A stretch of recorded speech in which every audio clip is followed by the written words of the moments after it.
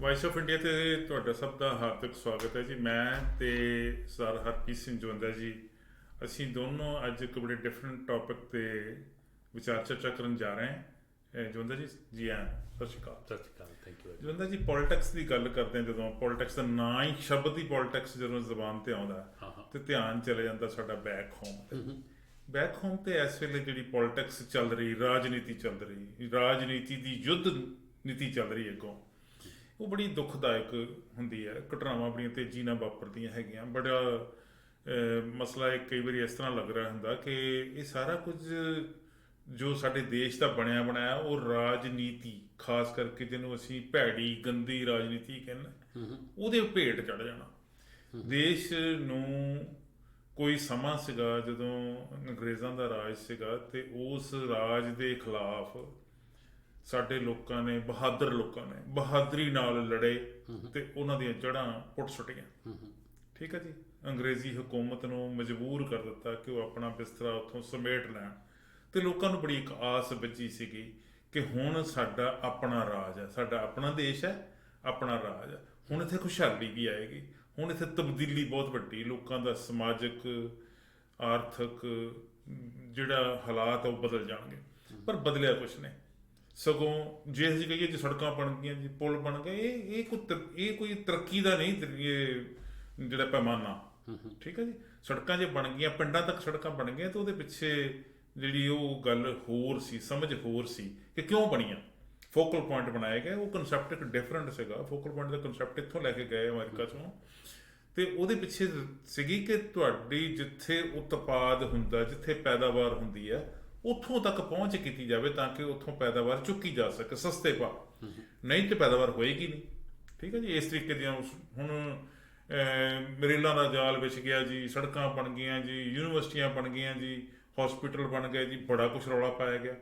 Corona ਦੀ ਮਹਾਮਾਰੀ ਨੇ ਸਾਰਾ ਕੁਛ ਹੀ ਨੰਗਿਆ ਕਰਤਾ ਫੜ ਕੇ। ਕਿੰਨੇ ਕੁ ਹਸਪੀਟਲ ਬਣ ਗਏ ਜਾਂ ਕਿੰਨੇ ਕੁ ਉੱਥੇ ਇਨਫਰਾਸਟਰਕਚਰ ਅਵੇਲੇਬਲ ਹੈਗਾ ਜਿਹੜਾ ਇਸ ਮਹਾਮਾਰੀ ਦਾ ਮੁਕਾਬਲਾ ਕਰ ਸਕਦਾ। ਇਹ ਕਿਹੜਾ ਇਕੱਲੇ ਇੰਡੀਆ 'ਚ ਮਹਾਮਾਰੀ ਆਈ, ਗੁਆਂਢੀ ਪਾਕਿਸਤਾਨ 'ਚ ਵੀ ਸੀ, ਸ਼੍ਰੀਲੰਕਾ 'ਚ, ਬੰਗਲਾਦੇਸ਼ 'ਚ ਵੀ ਸੀ, ਜੇ ਛੋਟੇ ਕੰਟਰੀਜ਼ ਦੀ ਗੱਲ ਕਰੀਏ ਤਾਂ ਅਮਰੀਕਾ ਕੈਨੇਡਾ ਵਿੱਚ ਵੀ ਹੈਗੀ। ਠੀਕ ਹੈ ਜੀ। ਹਰ ਜਗ੍ਹਾ ਇਸ ਤਰੀਕੇ। ਪਰ ਰਾਜਨੀਤੀ ਜਿਹੜੀ ਹੈ, ਰਾਜਨੀਤਿਕ ਪਾਰਟੀਆਂ ਜਿਹੜੀ ਰਾਜਨੀਤੀ ਕਰਦੀਆਂ, ਉਹਨਾਂ ਦਾ ਰੋਲ ਜਿਹੜਾ ਵਾ ਉਹ ਬੜਾ ਇੰਪੋਰਟੈਂਟ ਹੁੰਦਾ ਕਿਸੇ ਵੀ ਕੰਟਰੀ ਲਈ। ਸਾਡੇ ਦੇਸ਼ ਦੀ ਰਾਜਨੀਤੀ ਜਿਹੜੀ ਆ, ਜਾਂ ਸਾਡੇ ਦੇਸ਼ ਦੇ ਰਾਜਨੀਤਿਕ ਪਾਰਟੀਆਂ ਜਿਹੜੀਆਂ ਹੈਗੀਆਂ, ਉਹ ਕਿਹੋ ਜਿਹੀ ਰਾਜਨੀਤੀ ਖੇਡਦੀਆਂ, ਉਹ ਕਿਹੋ ਜਿਹੀ ਰਾਜਨੀਤੀ ਕਰਦੀਆਂ, ਮੈਨੂੰ ਨਹੀਂ ਲੱਗ ਰਿਹਾ। ਤੁਸੀਂ ਆਪਣੇ ਵਿਚਾਰ ਜ਼ਰੂਰ ਦਈਓ। ਮੈਨੂੰ ਨਹੀਂ ਲੱਗ ਰਿਹਾ ਕਿ ਉਹ ਦੇਸ਼ ਦੀ ਇਕੋਨਮੀ ਨੂੰ, ਉਹ ਦੇਸ਼ ਦੀ ਖੁਸ਼ਹਾਲੀ ਵਾਸਤੇ ਕੋਈ ਕੰਟਰੀਬਿਊਸ਼ਨ ਕਰ ਰਹੀ ਹੈ। ਦੇਖੋ MP ਸਿੰਘ ਜੀ, 30-35 ਸਾਲ ਪੁਰਾਣੀ ਗੱਲ ਦੱਸਦਾ ਤੁਹਾਨੂੰ। ਸਾਡੇ ਇੱਕ ਸਕੂਲ ਦੇ ਵੇਲੇ ਟੀਚਰ ਹੁੰਦੇ ਸੀ, ਸਵਰਨ ਸਿੰਘ, ਤੇ with due respect to him, ਕੁਛ ਪਰਸਨਲ ਪ੍ਰੋਬਲਮ ਕਰਕੇ ਉਹ ਨਾ ਥੋੜ੍ਹੇ ਜਿਹੇ ਉਦਾਸ ਤੇ ਰਹਿੰਦੇ ਹੁੰਦੇ ਸੀ। ਅੱਛਾ ਜੀ। ਉਹ ਜਦੋਂ ਮੂਡ 'ਚ ਆਉਂਦੇ ਹੁੰਦੇ ਸੀ ਤੇ ਇੱਕ ਗੱਲ ਕਹਿੰਦੇ ਹੁੰਦੇ ਸੀ, ਕਹਿੰਦੇ ਕਿ ਦੋ ਗੱਲਾਂ ਕਹਿੰਦੇ ਹੁੰਦੇ ਸੀ। ਪਹਿਲੀ ਗੱਲ ਉਹਨਾਂ ਨੇ ਕਹਿਣੀ ਕਿ ਪੁੱਤਰੋ, ਮੇਰੀਆਂ ਦੋ ਗੱਲਾਂ ਚੇਤੇ ਰੱਖਿਓ। ਇੱਕ ਤਾਂ ਇਨਸਾਨ ਇਕੱਲਾ ਆਉਂਦਾ ਦੁਨੀਆ 'ਚ ਤੇ ਇਕੱਲਾ ਹੀ ਜਾਂਦਾ। ਦੂਜਾ, ਖਾਲੀ ਹੱਥ ਆਉਂਦਾ ਤੇ ਖਾਲੀ ਹੱਥ ਜਾਂਦਾ ਹੈਗਾ। ਠੀਕ ਹੈ ਜੀ। ਦਾਨਸ਼ਵਰਾਂ ਵਾਲੀ ਗੱਲ। ਹਾਂ, ਦੋ ਗੱਲਾਂ ਸਾਨੂੰ ਸਮਝ ਨਹੀਂ ਆਉਣੀ। ਅਸੀਂ ਕਹਿਣਾ ਚਲੋ ਜੀ, ਅਸੀਂ ਬੜੇ ਖੁਸ਼ ਵੀ ਇਸ ਤੇ ਅੱਜ ਸਾਰੀ ਕਲਾਸ ਸਾਇੰਸ ਦਾ ਮਾਸਟਰ ਪੀਰੀਅਡ ਜਿਹੜਾ ਇਹਦੇ ਤੇ ਹੀ ਨਿਕਲ ਜਾਣਾ ਹੈਗਾ। ਠੀਕ ਹੈ ਜੀ। ਤੇ ਦੂਜੀ ਗੱਲ ਉਹਨਾਂ ਨੇ ਫਿਰ ਕਹਿਣੀ ਕਿ ਕਹਿਣਾ ਵੀ ਇਸ ਕੰਟਰੀ ਦੀ ਪੋਲੀਟਿਕਸ ਦਾ ਕੁਛ ਨਹੀਂ ਹੋ ਸਕਦਾ, ਰਾਜਨੀਤੀ ਦਾ ਕੁਛ ਨਹੀਂ ਹੋ ਸਕਦਾ। ਠੀਕ ਹੈ। ਠੀਕ ਹੈ ਜੀ। ਅਸੀਂ ਕਹਿਣਾ ਚਲੋ ਇਹ ਵੀ ਠੀਕ ਹੈ ਜੀ, ਰਾਜਨੀਤੀ ਤੇ ਚਲੋ ਹੈ ਨਾ ਜੀ, ਆਪਾਂ ਇੱਕ ਸਮਝ ਨਹੀਂ ਹੁੰਦੀ, ਕੈਮਿਸਟਰੀ ਨਹੀਂ ਪੜ੍ਹਨੀ ਪੈਣੀ, ਫਿਜ਼ਿਕਸ ਨਹੀਂ ਪੜ੍ਹਨੀ ਪੈਣੀ, ਹੋਰ ਚਲੋ ਇਹਦੇ ਤੇ ਅਸੀਂ ਬੜਾ ਖੁਸ਼ ਹੋਣਾ ਹੈ ਨਾ। ਹੁਣ ਜਦੋਂ ਮੈਂ ਉਹਨਾਂ ਦੀ ਗੱਲ ਕਹੇ ਹੋਏ ਵਰਡਸ ਜਿਹੜੇ ਨੇ ਉਹ ਮੈਂ ਯਾਦ ਕਰਦਾ ਤੇ ਉਹ ਮੈਂ 100% ਉਹ ਠੀਕ ਸਮਝਦਾ ਹੈਗਾ। ਠੀਕ ਹੈ ਜੀ। ਕਿਉਂਕਿ 30 ਸਾਲ ਪਹਿਲੇ ਜਿਹੜੇ ਹਾਲਾਤ ਸੀ ਉਹ ਹੁਣ ਦੇ ਹਾਲਾਤਾਂ ਨਾਲੋਂ ਮੱਚ ਬੈਟਰ ਸਨ। ਠੀਕ ਹੈ। ਵਿਗੜ ਗਿਆ ਸਾਰਾ ਕੁਝ। ਹੁਣ ਚਲੋ ਉਹਨਾਂ ਦਾ ਸਵਰਗਾਂ ਦੇ ਵਾਸਾ ਕਰੇ, ਚਲੇ ਗਏ ਨੇ ਉਹ। ਪਰ ਮੈਂ ਕਹਿੰਦਾ ਵੀ ਜੇ ਸਵਰਨ ਸਿੰਘ ਪ੍ਰੋਫੈਸਰ ਜਿਹੜੇ ਨੇ, ਟੀਚਰ ਸਾਡੇ, ਆ ਜਾਣ ਵਾਪਸ, ਤੇ ਮੈਂ ਕਿਹਾ ਸ਼ੌਕ ਨਾਲ ਇੱਕ ਵਾਰੀ ਫਿਰ ਉਹ ਚੜ੍ਹਾਈ ਕਰ ਜਾਣ ਕਿ ਇਸ ਕੰਟਰੀ ਦਾ ਇੱਥੋਂ ਤੱਕ ਹਾਲਤ ਹੋ ਗਈ ਹੈ। ਹੁਣ ਤੁਸੀਂ ਪੋਲੀਟਿਕਸ ਦੀ ਗੱਲ ਕੀਤੀ ਹੈ। ਪੋਲੀਟਿਕਸ ਦੀ ਸਿਚੁਏਸ਼ਨ ਇੱਦਾਂ ਹੈ ਕਿ ਇੱਕ ਬੰਦਾ ਹੈ, ਆਮ ਜਨਤਾ ਜਿਹੜੀ ਖੂਹ ਦੇ ਵਿੱਚ ਡਿੱਗੀ ਪਈ ਹੈ। ਠੀਕ ਹੈ ਜੀ।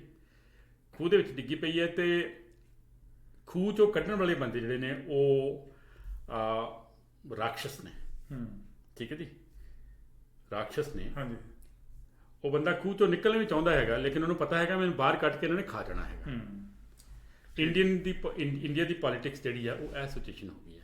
ਲੋਕਾਂ ਨੂੰ ਪਤਾ ਹੈਗਾ, ਆਮ ਲੋਕਾਂ ਨੂੰ ਪਤਾ ਹੈਗਾ ਕਿ ਇਹ ਦੋਨੋਂ ਜਿਹੜੇ ਨੇ, ਜਿਹੜੀਆਂ ਵੀ ਪਾਰਟੀਆਂ ਖਲੋਤੀਆਂ ਨੇ ਚੋਣਾਂ ਦੇ ਵਿੱਚ, ਇਹ ਰਾਖਸ਼ ਨੇ, ਨਰਬਖਸ਼ੀ ਹੈਗੀਆਂ ਨੇ, ਤੇ ਇਹਨਾਂ ਨੇ ਜਿੱਤਣ ਤੋਂ ਬਾਅਦ ਮੈਨੂੰ ਖਾ ਜਾਣਾ ਹੈ। ਲੇਕਿਨ ਲੋਕਾਂ ਕੋਲ ਹੋਰ ਕੋਈ ਆਪਸ਼ਨ ਨਹੀਂ ਹੈਗੀ, ਆਪਸ਼ਨ ਹੈ ਨਹੀਂ। ਆਪਸ਼ਨ ਹੈ, ਜਿਹੜੀਆਂ ਵੀ ਪਾਰਟੀਆਂ ਖੜੀਆਂ ਹੁੰਦੀਆਂ ਸਾਰੀਆਂ ਹੀ ਉਹਨਾਂ ਦਾ ਇਹ ਹਾਲ ਹੈ ਕਿ ਉਹਨਾਂ ਦਾ ਕਸਬ ਇੱਕੋ ਹੀ ਹੈ, ਆਪੇ ਇਹਨਾਂ ਨੂੰ ਹਲਾਲ ਕਿੱਦਾਂ ਕਰਨਾ ਹੈਗਾ। ਦੂਸਰੀ ਗੱਲ ਇਹ ਹੈ ਕਿ ਲੋਕਾਂ ਨੂੰ ਇੰਨਾ, ਉਹਨਾਂ ਦੀ ਹਾਲਤ ਜਿਹੜੀ ਇੰਨੀ ਤਰਸਯੋਗ ਬਣਾ ਦਿੱਤੀ ਗਈ ਹੈ ਕਿ ਉਹਨਾਂ ਨੂੰ ਮਜਬੂਰ ਕਰ ਦਿੱਤਾ ਗਿਆ ਕਿ ਸਾਹ ਲੈਣਾ, ਅੱਜ ਤੋਂ 5-6 ਮਹੀਨੇ ਪਹਿਲਾਂ ਮੈਂ ਇੱਕ ਆਰਟੀਕਲ ਹੀ ਲਿਖਿਆ ਸੀ ਕਿ ਸਾਹ ਲੈਣਾ ਤੇ ਜ਼ਿੰਦਾ ਰਹਿਣਾ ਹੀ ਵਿਕਾਸ ਸਮਝ ਲੈਣ ਉਹ ਲੋਕ, ਠੀਕ ਹੈ। ਅੱਜ ਤਾਂ ਇਹੀ ਵੀ ਆਕਸੀਜਨ ਮਿਲ ਗਈ, ਆਕਸੀਜਨ ਦੇਖ ਲਓ, ਜਿਹੜੇ ਬੰਦੇ ਨੂੰ ਡਿਵੈਲਪਮੈਂਟ ਹੈ। ਹਾਂਜੀ। ਇੱਕ ਪਿੱਛੇ ਦੇ ਵੀਡੀਓ ਦੇਖੀ ਕਿ ਆਕਸੀਜਨ ਦਾ ਸਿਲੰਡਰ ਲੈ ਕੇ ਬੰਦਾ ਰੱਬ ਦੀ ਅਰਦਾਸ ਕਰ ਰਿਹਾ ਕਿ ਮੈਂ ਬਚ ਗਿਆ ਜੀ, ਮੇਰਾ ਕੋਈ ਰਿਸ਼ਤੇਦਾਰ ਹੈ, ਸ਼ੁਕਰ ਕਰ ਰਿਹਾ। ਹੁਣ ਦੇਖੋ, ਮੈਂ ਤੁਹਾਡੇ ਕੁਐਸਚਨ ਦਾ ਬੜਾ ਡੀਪ ਮੀਨਿੰਗ ਕੁਐਸਚਨ ਸੀ ਤੁਹਾਡਾ। ਮੈਂ ਇਸ ਚੀਜ਼ 'ਚ ਜਵਾਬ ਦੇ ਕੇ ਐਗਜ਼ੈਂਪਲੀਫਾਈ ਕਰਕੇ ਤੁਹਾਨੂੰ ਦੱਸਦਾ ਹੈਗਾ ਕਿ ਲੋਕਾਂ ਦੀ ਹਾਲਤ ਇਹ ਬਣ ਗਈ ਹੈ।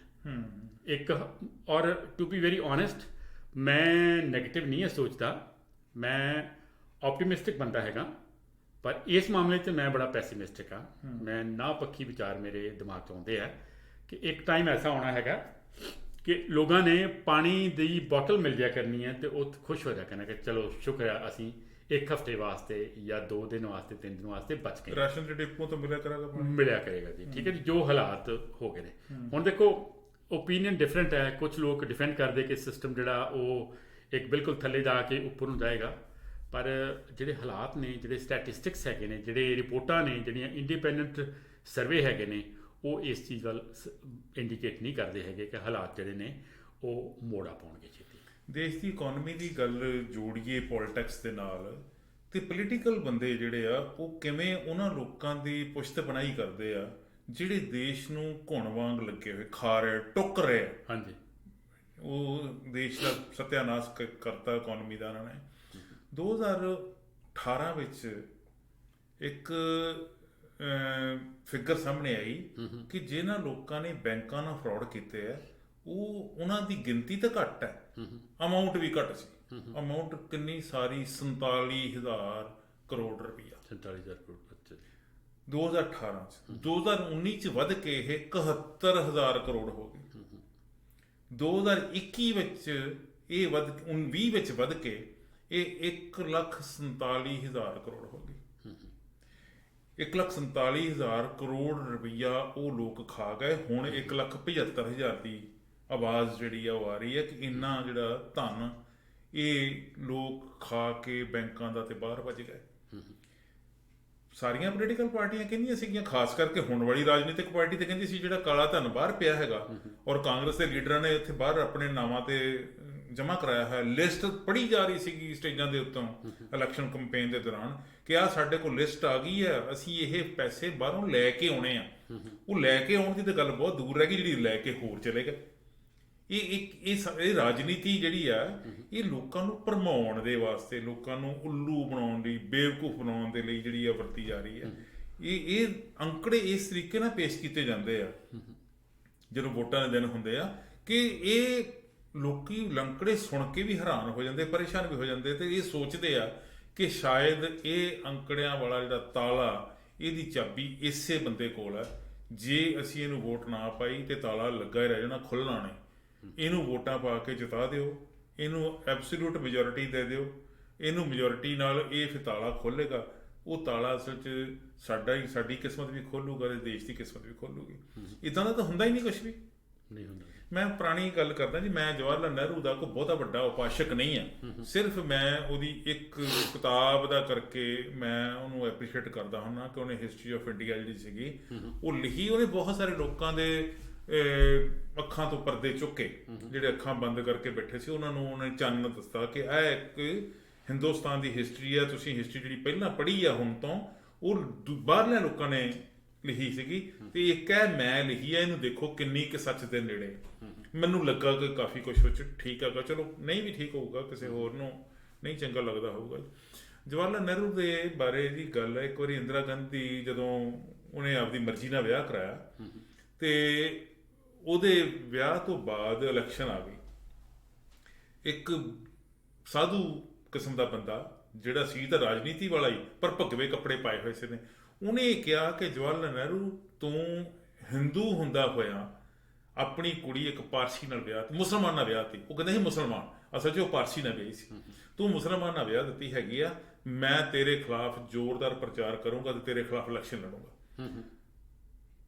ਜਵਾਹਰ ਲਾਲ ਨਹਿਰੂ ਨੇ ਹਲੀਮੀ ਨਾਲ ਕਿਹਾ ਕਿ ਸਾਧੂ ਬਾਬਾ, ਪਹਿਲੀ ਗੱਲ ਤਾਂ ਤੁਹਾਡੀ ਇਹ ਗਲਤ ਹੈ ਕਿ ਮੈਂ ਆਪਦੀ ਧੀ ਦਾ ਵਿਆਹ ਮੁਸਲਮਾਨ ਮੁੰਡੇ ਨਾਲ ਕੀਤਾ।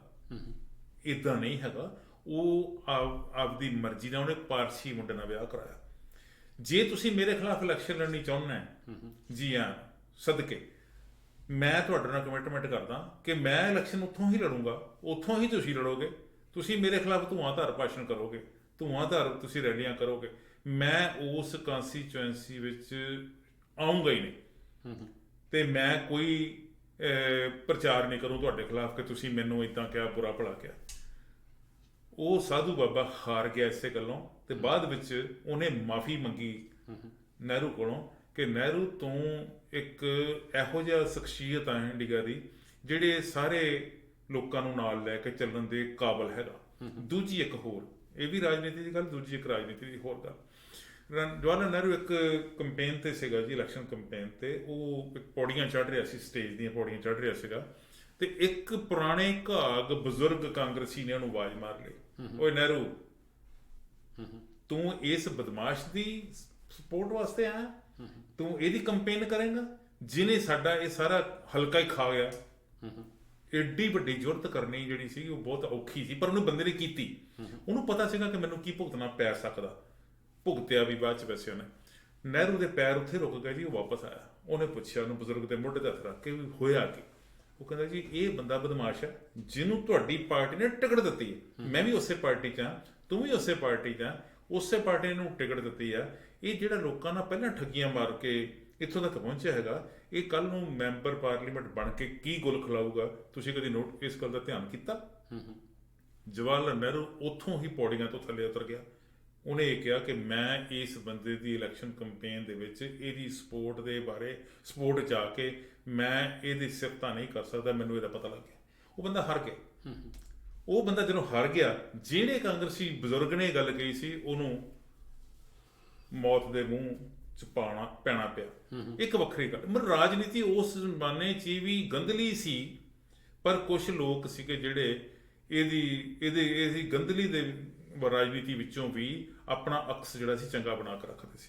ਅੱਜ ਤਾਂ ਮੈਨੂੰ ਲੱਗਦਾ ਹੀ ਨਹੀਂ ਹੈਗਾ ਕੋਈ ਬੰਦਾ ਇੱਕ ਹਿੱਕ ਠੋਕ ਕੇ ਕਵੇ, ਰਾਜਨੀਤਿਕ ਬੰਦਾ, ਕਿ ਮੇਰੇ 'ਚ ਨੁਕਸ ਦੱਸੋ ਕਿੱਥੇ, ਮੈਂ ਦੱਸੋ ਦੇਸ਼ ਦੀ ਸੇਵਾ ਕਿੱਥੇ ਨਹੀਂ ਕੀਤੀ, ਮੈਂ ਸਮਾਜ ਦੀ ਸੇਵਾ ਕਿੱਥੇ ਨਹੀਂ ਕੀਤੀ।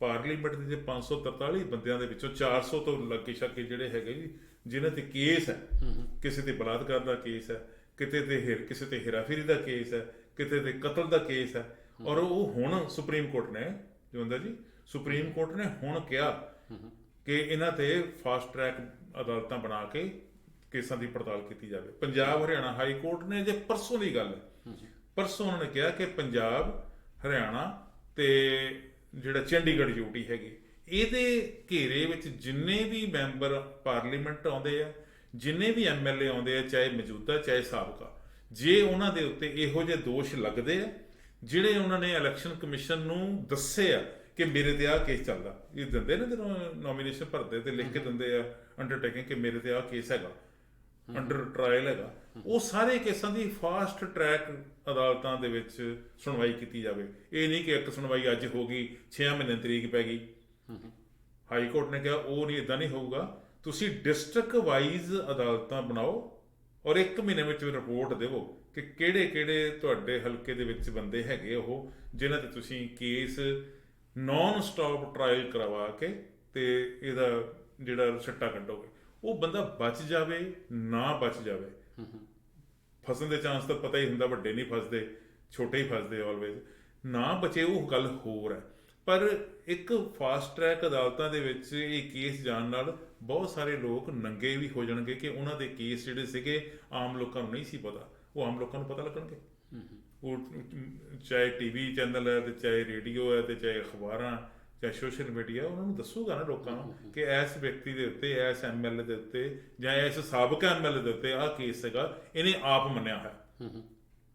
ਠੀਕ ਹੈ ਜੀ, ਔਰ ਉਹ ਉੱਤੇ ਕਾਰਵਾਈ ਹੋਊਗੀ। ਐਮਪੀਸੀ ਜੀ, ਤੁਸੀਂ ਨਹਿਰੂ ਤੋਂ ਗੱਲ ਸਟਾਰਟ ਕਰਕੇ ਤੁਸੀਂ ਪ੍ਰੈਜ਼ੈਂਟ ਜਿਹੜੀ ਸੁਪਰੀਮ ਕੋਰਟ ਤੇ ਹਾਈ ਕੋਰਟ ਤੇ ਆ ਕੇ ਗੱਲ ਮੁਕਾਈ ਹੈ, ਪਰ ਮੈਂ ਤੁਹਾਨੂੰ ਇੱਕ ਗੱਲ ਓਨੈਸਟਲੀ ਜੋ ਮੇਰੀ ਆਬਜ਼ਰਵੇਸ਼ਨ ਹੈ ਉਹ ਮੈਂ ਦੱਸਦਾ ਹੈਗਾ ਕਿ ਅਦਾਲਤਾਂ ਹੀ ਵਿਕ ਚੁੱਕੀਆਂ ਹੋਈਆਂ ਨੇ। ਬਿਲਕੁਲ ਜੀ, ਉਹ ਤਾਂ ਸਭ ਨੂੰ ਪਤਾ ਹੀ ਹੈ।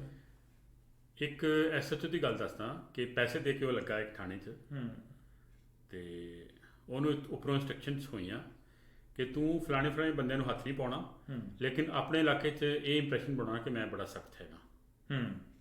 ਲੋਕਾਂ ਵਾਸਤੇ ਸਖਤ ਹੈ, ਲੋਕਾਂ ਵਾਸਤੇ ਬਹੁਤ ਸਖਤ ਹਾਂ। ਤੂੰ ਹੁਣ ਜੋ ਸਟ੍ਰੈਟਜੀ ਇਹਦੇ ਵਾਸਤੇ ਅਡਾਪਟ ਕਰਨੀ ਹੈ, ਤੂੰ ਅਡਾਪਟ ਕਰਨੀ ਹੈ।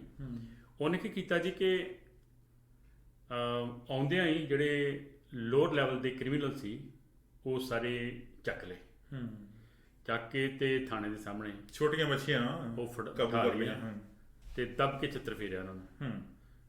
ਆਸੇ ਪਾਸੇ ਦਵਾਈ ਦਹਿਸ਼ਤ ਪੈ ਗਈ ਵੀ ਯਾਰ ਇਹ ਤੇ ਬੜਾ ਸਖਤ ਆਇਆ ਬੰਦਾ, ਲੇਕਿਨ ਅੰਦਰ ਖਾਤੇ ਉਹ ਬੰਦਾ ਜਿਹੜੀਆਂ ਵੱਡੀਆਂ ਮੱਛੀਆਂ ਸੀ, ਮਗਰਮੱਛ ਸੀ, ਜਿਹੜੇ ਵੱਡੇ ਹਾਥੀ ਸੀ, ਉਹਨਾਂ ਦੇ ਨਾਲ ਉਹਨਾਂ ਦਾ ਕੰਪਰੋਮਾਈਜ਼ ਹੋ ਚੁੱਕਾ ਸੀ। ਐਮਪੀ ਸਿੰਘ ਜੀ, ਇਹ ਚੀਜ਼ ਸਾਨੂੰ ਐਕਸੈਪਟ ਕਰਦੇ ਹਾਂ, ਕੋਈ ਦੋ ਰਾਏ ਨਹੀਂ ਹੈਗੀ, ਕੋਈ ਝਿਜਕ ਨਹੀਂ ਹੈਗੀ ਕਿ ਇੰਡੀਆ ਦਾ ਜੁਡੀਸ਼ੀਅਲ ਸਿਸਟਮ ਵੀ ਇਹੋ ਜਿਹਾ ਹੋ ਚੁੱਕਾ ਹੈ।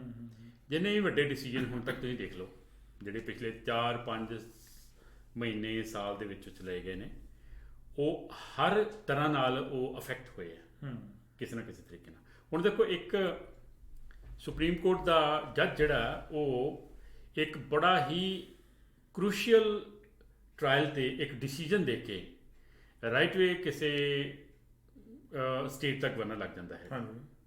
ਰਾਈਟ ਵੇ ਰਾਜ ਸਭਾ ਦਾ ਮੈਂਬਰ ਬਣ ਜਾਂਦਾ ਹੈਗਾ। ਇੱਕ ਹਾਲੇ ਸਟਿਲ ਜੌਬ ਦੇ ਵਿੱਚ ਹੁੰਦਾ ਹੈ, ਤੇ ਉਹਦੇ ਬਾਰੇ ਇੱਕ ਪ੍ਰੈਡਿਕਸ਼ਨ ਕਰ ਦਿੱਤੀ ਜਾਂਦੀ ਹੈ ਅਖਬਾਰ ਦੇ ਵਿੱਚ ਕਿ he is likely to be the governor of that state after retirement. ਇਹ ਤੇ ਹੋ ਚੁੱਕਾ ਹੈ। ਤੁਸੀਂ ਦੱਸੋ ਵੀ ਜਿਸ ਬੰਦੇ ਨੂੰ ਡਿਊਰਿੰਗ ਜੌਬ ਇਹ ਇੰਡੀਕੇਸ਼ਨ ਲੋਲੀਪੌਪ ਦਿਖਾਤਾ ਜਾਏ ਤੇ ਤੈਨੂੰ ਤੇ ਉਹ ਫਲਾਣੀ ਜਗ੍ਹਾ ਪੱਕੀ ਹੈ ਤੇਰੀ, ਉਹ ਤਾਂ ਤੁਸੀਂ ਇੰਡੀਪੈਂਡੈਂਟ ਡਿਸੀਜਨ ਦੀ ਆਸ ਕਿੱਦਾਂ ਕਰ ਸਕਦੇ ਹੋ? ਠੀਕ ਹੈ ਜੀ, ਇਹ ਜਿਹੜੇ ਡਿਸੀਜਨ ਹੈਗੇ ਨਾ ਕਿ ਜਿਹੜੇ ਮੈਂਬਰ ਨੇ ਰਾਜ ਸਭਾ ਦੇ ਜਾਂ ਲੋਕ ਸਭਾ ਦੇ, ਯੂਟੀ ਦੇ ਜਾਂ ਪੰਜਾਬ ਦੇ, ਵੀ ਇਹਨਾਂ ਦਾ ਚੈੱਕ ਕੀਤਾ ਜਾਏਗਾ, ਕ੍ਰਿਮੀਨਲ ਚੈੱਕ ਕੀਤਾ ਜਾਏਗਾ, ਇਹ ਸਿਰਫ ਆਈ ਵਾਸ਼ ਹੈਗੇ ਆ ਮੇਰੇ ਖਿਆਲ 'ਚ। ਜਿਹੜੇ ਹੋਰ ਕਰੂਸ਼ੀਅਲ ਮੂਵਮੈਂਟਸ, ਕਰੂਸ਼ੀਅਲ ਡਿਸੀਜਨਸ ਹੈਗੇ ਨੇ ਜਿਨ੍ਹਾਂ ਦੇ ਬੇਸ 'ਤੇ ਕੰਟਰੀ ਦਾ ਡੈਮੋਕ੍ਰੈਟਿਕ ਸਟਰਕਚਰ ਜਿਹੜਾ ਉਹ ਟਿਕਿਆ ਹੋਇਆ, ਉਸ ਮਾਮਲੇ 'ਚ ਜਦੋਂ ਡਿਸੀਜਨ ਲੈਂਦੇ ਨੇ ਉਹ ਪਾਰਸ਼ਲ ਹੁੰਦਾ ਹੈਗਾ। ਠੀਕ ਹੈ ਜੀ, ਹੁਣ ਤੁਹਾਡੀ ਮੈਂ ਗੱਲ ਦਾ ਜਵਾਬ ਦੇਣਾ ਪਹਿਲੀ ਦਾ ਕਿ ਇੱਕ ਟਾਈਮ ਸੀ ਜਦੋਂ ਪ੍ਰਾਈਮ ਮਿਨਿਸਟਰ ਨੂੰ ਪਿੱਛੋਂ ਕੋਈ ਆਵਾਜ਼ ਮਾਰਦਾ ਸੀ, ਖਲੋ ਜਾਂਦਾ ਸੀ, ਫਿਰ ਉਹ ਕਲੈਰੀਫਿਕੇਸ਼ਨ ਦਿੰਦਾ ਸੀ, ਔਰ ਫਿਰ ਉਸ ਬੰਦੇ ਨੂੰ ਟਿਕਟ ਵੀ ਡਿਨਾਈ ਕੀਤੀ ਜਾਂਦੀ ਸੀ। ਉਹ ਚੀਜ਼ ਹੁਣ ਨਹੀਂ ਰਹੀ ਹੈਗੀ। ਉਹ ਚੀਜ਼ ਹੋਰ ਸੀ ਜਦੋਂ ਇੱਕ ਐਕਸੀਡੈਂਟ ਹੋਣ ਦੇ ਉੱਤੇ ਲਾਲ ਬਹਾਦਰ ਸ਼ਾਸਤਰੀ ਨੇ ਅਸਤੀਫਾ ਦੇ ਦਿੱਤਾ ਸੀ। ਹਾਂਜੀ, ਉਹਨੂੰ ਪੁੱਛਿਆ ਪ੍ਰੈਸ ਰਿਪੋਰਟਰ ਨੇ ਵੀ ਕਿਉਂ ਦਿੱਤਾ ਅਸਤੀਫਾ, ਕਹਿੰਦਾ ਮੇਰੀ ਨੈਤਿਕ ਜ਼ਿੰਮੇਵਾਰੀ, ਮੇਰੀ ਮੋਰਲ ਜਿਹੜੀ ਰਿਸਪੌਂਸਿਬਿਲਿਟੀ ਮੇਰੀ, ਕਿਉਂਕਿ being the head of the department, accident 'ਚ ਚਲੋ ਇੰਜੀਨੀਅਰ ਫਾਲਟ ਹੈ, ਕੋਈ ਹੋਰ ਫਾਲਟ ਹੈ, ਲੇਕਿਨ ਮੈਂ ਰਿਸਪੌਂਸਿਬਿਲਿਟੀ ਲੈਣਾ ਹੈ।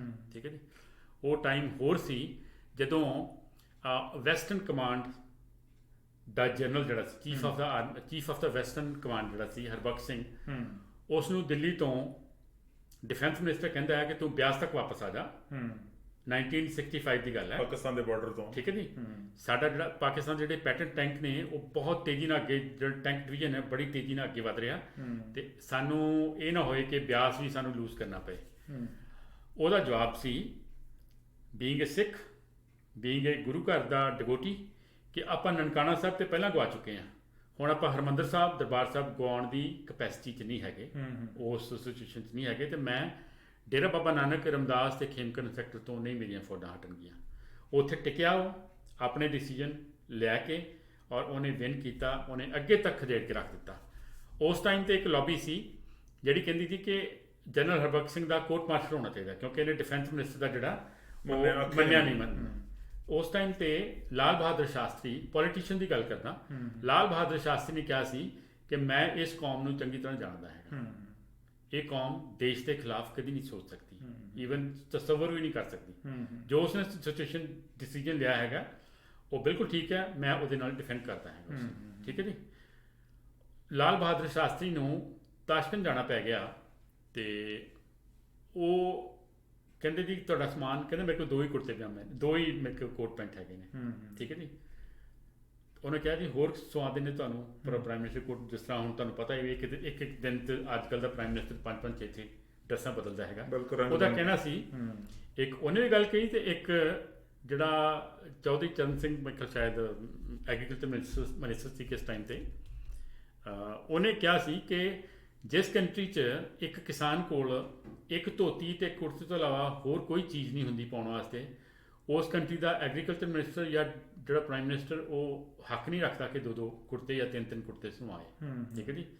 ਪੰਜਾਬ ਦਾ ਇੱਕ ਮਿਨਿਸਟਰ ਹੁੰਦਾ ਸੀ, ਸ਼ਾਇਦ ਰੈਵਨਿਊ ਮਿਨਿਸਟਰ ਸੀ ਜਾਂ ਕੋਈ ਹੋਰ ਸੀ, ਦਲੀਪ ਸਿੰਘ ਪਾਂਧੀ, ਲੁਧਿਆਣੇ ਸਾਈਡ ਦਾ ਸੀ ਸ਼ਾਇਦ, ਠੀਕ ਹੈ ਜੀ।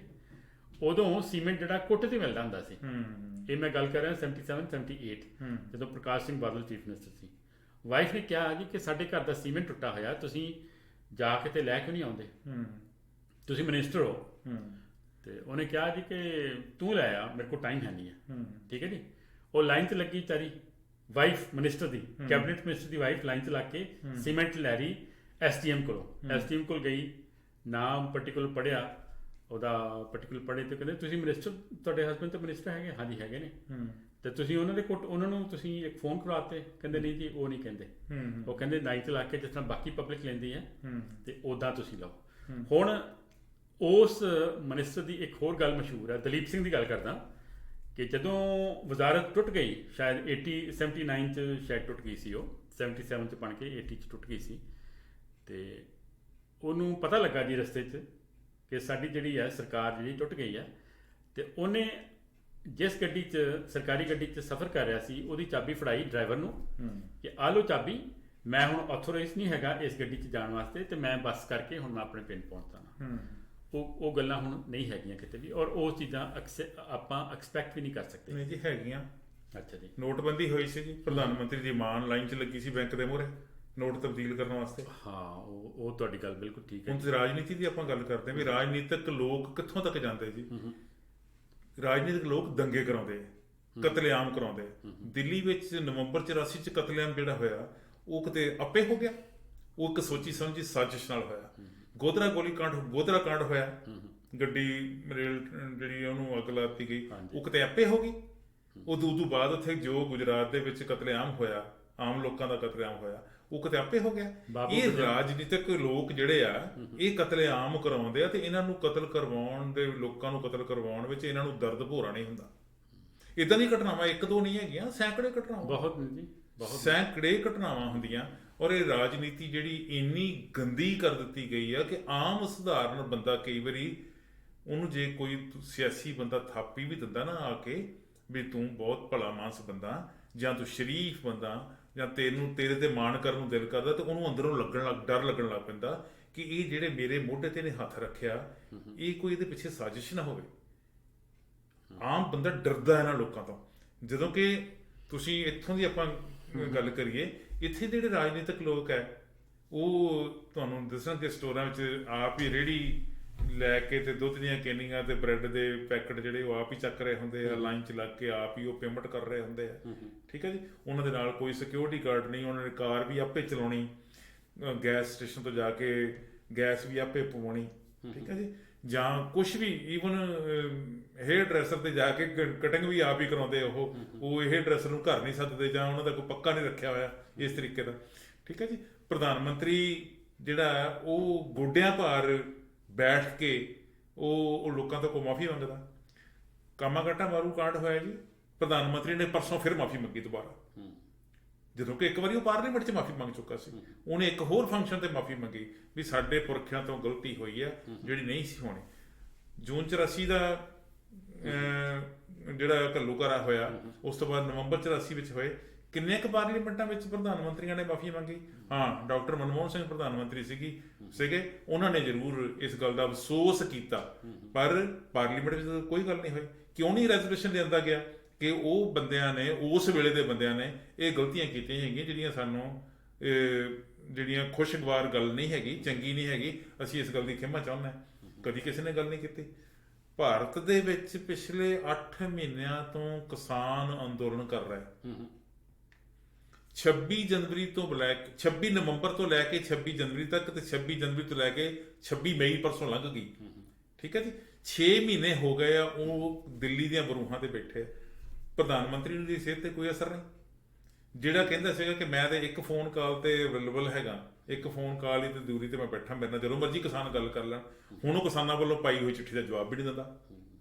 ਜਦੋਂ ਕਿ ਕਿਸਾਨਾਂ ਨੇ ਉਹਨੂੰ ਚਿੱਠੀ ਲਿਖੀ ਕਿ ਪ੍ਰਧਾਨ ਮੰਤਰੀ ਜੀ, ਇਹ ਤੁਹਾਨੂੰ ਸਾਡੀਆਂ ਮੰਗਾਂ ਦਾ ਹੱਲ ਕਰਨ ਵਾਸਤੇ ਖੁਦ ਇਨਵੋਲਵ ਹੋਣਾ ਪੈਣਾ, ਤੁਹਾਨੂੰ ਦਖਲ ਦੇਣਾ ਪੈਣਾ। ਉਹਦੇ ਕੰਨਾਂ ਤੇ ਜੂਬ ਨਹੀਂ ਸਕਦੀ। ਇਹ ਰਾਜਨੀਤਿਕ ਤਾਣਾ ਬਾਣਾ ਜਿਹੜਾ ਢਾਂਚਾ ਜਿਹੜਾ ਹੈਗਾ, ਜਿਸ ਕਦਰ ਜਵੰਦਾ ਜੀ ਗੰਧਲਾ ਹੋ ਚੁੱਕਾ, ਆਮ ਲੋਕ ਕੀ ਕਰਨ? ਆਮ ਲੋਕ ਦੇਖੋ, ਮੈਂ ਜਿਸ ਤਰ੍ਹਾਂ ਪਹਿਲਾਂ ਤੁਹਾਨੂੰ ਕਿਹਾ ਸੀ ਕਿ ਆਮ ਲੋਕਾਂ ਦੀ ਸਿਚੁਏਸ਼ਨ ਇਹ ਬਣਾ ਦਿੱਤੀ ਗਈ ਹੈ ਕਿ ਉਹਨਾਂ ਨੂੰ ਰੋਟੀ ਕੱਪੜਾ ਔਰ ਮਕਾਨ, ਇੱਕ ਮੂਵੀ ਆਈ ਸੀ ਅੱਜ ਤੋਂ 40-45 ਸਾਲ ਪਹਿਲੇ, ਬੇਸਿਕ ਨੈਸੈਸਿਟੀਜ਼ ਹੁੰਦੀਆਂ ਨੇ, ਉਹਨਾਂ ਦੇ ਵਿੱਚ ਹੀ ਇੰਨਾ ਉਲਝਾ ਦਿੱਤਾ ਗਿਆ ਹੈ ਕਿ ਉਹ ਇਹਨਾਂ ਚੀਜ਼ਾਂ ਬਾਰੇ ਸੋਚ ਕੇ ਨਾ ਤਾਂ ਕੰਫਰਟੇਬਲ ਹੈਗੇ, ਨਾ ਉਹਨਾਂ ਕੋਲ ਟਾਈਮ ਹੈਗਾ, ਨਾ ਹੀ ਉਹਨਾਂ ਦੀ ਕਪੈਸਿਟੀ ਹੈਗੀ ਹੈ ਕਿ ਉਹ ਇਹਨਾਂ ਮਸਲਿਆਂ ਬਾਰੇ ਸੋਚ ਕੇ ਉਹ ਕੁਛ ਅੱਗੇ ਪ੍ਰੋਗਰੈਸ ਕਰਨ ਜਾਂ ਕੁਛ ਸੁਜੈਸ਼ਨ ਦੇਣ। ਅੱਜ ਹੀ ਮੇਰੀ ਇੱਕ ਮਾਰਨਿੰਗ ਗੱਲ ਹੋ ਰਹੀ ਸੀ ਕਿਸੇ ਦੇ ਨਾਲ, ਤੇ ਉਹਦੇ ਨਾਲ ਮੈਂ ਗੱਲ ਕੀਤੀ। ਮੈਂ ਕਿਹਾ ਕੀ ਫਿਊਚਰ ਹੈ ਇੰਡੀਆ ਦਾ? ਸਿੰਪਲ, ਪੰਜਾਬ ਦਾ ਕੀ ਫਿਊਚਰ ਹੈ? ਕਹਿੰਦੇ ਸਭ ਕੁਝ ਤਬਾਹ ਹੋ ਗਿਆ। ਮੈਂ ਕਿਹਾ ਤੇ ਅਸੀਂ ਦੇਖੋ ਸੁਣਦੇ ਆ ਰਹੇ ਪਿਛਲੇ 30-40 ਸਾਲ ਤੋਂ, ਸਭ ਕੁਝ ਤਬਾਹ ਹੋ ਗਿਆ, ਸਭ ਕੁਝ ਤਬਾਹ ਹੋ ਗਿਆ, ਸਿਸਟਮ ਸਾਰਾ ਚੱਲਦਾ ਹੈ। ਕਹਿੰਦਾ ਨਹੀਂ, ਹੁਣ ਐਕਚੁਅਲੀ ਹੀ ਅਸਲ ਕੰਡੀਸ਼ਨ ਇਹ ਹੈ ਕਿ ਹੁਣ ਜਿਹੜੇ ਬੰਦੇ ਆਪਣੇ ਆਪ ਨੂੰ ਇਸਟੈਬਲਿਸ਼ ਸਮਝਦੇ ਹੁੰਦੇ ਸੀ, ਉਹ ਆਪਣਾ ਪੈਸਾ ਜਿਹੜਾ ਬੈਂਕ 'ਚ ਸਿਕਿਉਰ ਨਹੀਂ ਸਮਝਦੇ। ਜਿਸ ਬੰਦੇ ਦੀ ਪ੍ਰਾਪਰਟੀ ਹੈ ਕੋਈ ਦੂਰ, ਉਹਨੂੰ ਇਹ ਫਿਕਰ ਲੱਗਾ ਰਹਿੰਦਾ ਕਿ ਰਾਤੋਂ ਰਾਤ ਕਬਜ਼ਾ ਨਾ ਕਰ ਲਏ ਉੱਥੇ। ਜਿਸ ਬੰਦੇ ਦੇ ਟਰੱਕ ਚੱਲਦੇ ਆ, ਉਹਨੂੰ ਇਹ ਹੈ ਕਿ ਕੋਈ ਟਰੱਕਾਂ ਤੇ ਕੋਈ ਪ੍ਰੋਬਲਮ ਨਾ ਆ ਜਾਏ, ਫੈਕਟਰੀਆਂ ਤੇ ਕੋਈ ਪ੍ਰੋਬਲਮ। ਕਹਿੰਦੇ ਇੰਨੀ ਇਨਸਿਕਿਉਰਿਟੀ ਪਹਿਲਾਂ ਨਹੀਂ ਸੀ ਹੈ। ਤੇ ਤੁਸੀਂ ਇਹ ਦੱਸੋ ਕਿ ਜਿਸ ਬੰਦੇ 'ਚ, ਜਿਸ ਕੰਟਰੀ 'ਚ ਆਮ ਬੰਦਾ ਇੰਨਾ ਇਨਸਿਕਿਉਰ ਹੈ। ਮੈਂ ਇਨਸਿਕਿਉਰਿਟੀ ਦੀ ਗੱਲ ਇਸ ਕਰਕੇ ਨਹੀਂ ਕਰ ਰਿਹਾ ਕਿਉਂਕਿ ਇਹ ਇਨਸਿਕਿਉਰਿਟੀ ਜਿਹੜੀ ਆ ਹਰ ਜਗ੍ਹਾ ਡਿਸਕਸ ਹੋ ਰਹੀ ਹੈ। ਮੈਂ ਇਸ ਕਰਕੇ ਕਰ ਰਿਹਾ ਕਿ ਇਸ ਲੈਵਲ ਤੱਕ ਸਿਚੁਏਸ਼ਨ ਐਕਚੁਅਲੀ ਪਹੁੰਚ ਚੁੱਕੀ ਹੈ। ਮੈਂ ਪਿੱਛੇ ਦੇ ਇੱਕ ਫੋਟੋ ਸ਼ੇਅਰ ਕੀਤੀ ਸੀ ਕਿ ਇੱਕ ਟ੍ਰੇਨ ਲੰਘ ਰਹੀ ਹੈ ਉਹਦੇ ਉੱਤੋਂ ਦੀ, ਗੰਗਾ ਨਦੀ ਦੇ ਉੱਤੋਂ ਦੀ, ਤੇ ਉਹਦਾ ਜਿਹੜਾ ਮੁਹਾਨਾ ਹੈ, ਸੁੱਕਾ ਜਿਹੜਾ ਰੇਤ ਹੈ, ਉਹਦੇ 'ਚ ਲਾਸ਼ਾਂ ਤੇ ਹਾਂਜੀ। ਤੇ ਉਹ ਮੈਂ ਸੋਚ ਰਿਹਾ ਸੀ, ਮੈਂ ਕਿਹਾ ਵੀ ਇਸ ਚੀਜ਼ ਦਾ ਤਸੱਵੁਰ ਜਿਹੜਾ, ਇਸ ਚੀਜ਼ ਦੀ ਇਮੈਜੀਨੇਸ਼ਨ ਤੇ ਨਹੀਂ ਸੀ ਕੀਤੀ ਜਿਨ੍ਹਾਂ ਨੇ ਆਜ਼ਾਦੀ ਵਾਸਤੇ ਆਪਣੀਆਂ ਕੁਰਬਾਨੀਆਂ ਕੀਤੀਆਂ ਨੇ। ਠੀਕ ਹੈ ਜੀ। ਔਰ ਦੇਖੋ, ਅਗਰ ਇਸ ਕੰਟਰੀ ਦੇ ਰਿਸੋਰਸਿਸ ਜਿਹੜੇ ਨੇ, ਇਸ ਕੰਟਰੀ ਦੀ ਜਿਹੜੀ ਇਨਕਮ ਹੈ, ਇਸ ਕੰਟਰੀ ਦੀ ਜਿਹੜੀ GDP ਹੈ, ਜੇ ਪ੍ਰੋਪਰ ਤਰੀਕੇ ਨਾਲ ਯੂਟੀਲਾਈਜ਼ ਹੋਈ ਹੁੰਦੀ ਹੁਣ ਤੱਕ, ਤੇ ਇੰਡੀਆ ਜਿਹੜਾ ਉਹ ਦੁਨੀਆ ਦਾ ਸਭ ਤੋਂ ਬਿਹਤਰੀਨ ਕੰਟਰੀ ਹੋਣਾ ਸੀ। ਠੀਕ ਹੈ ਜੀ।